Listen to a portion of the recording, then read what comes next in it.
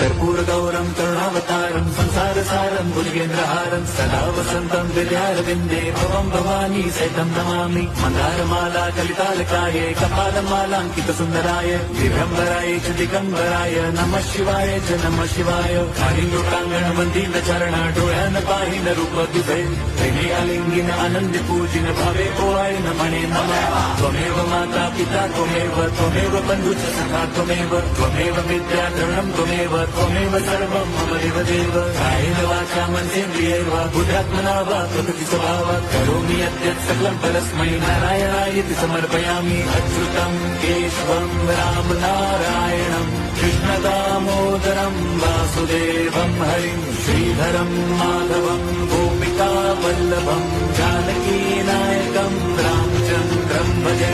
Hare Ram Ram Ram Hare Hare Hare Krishna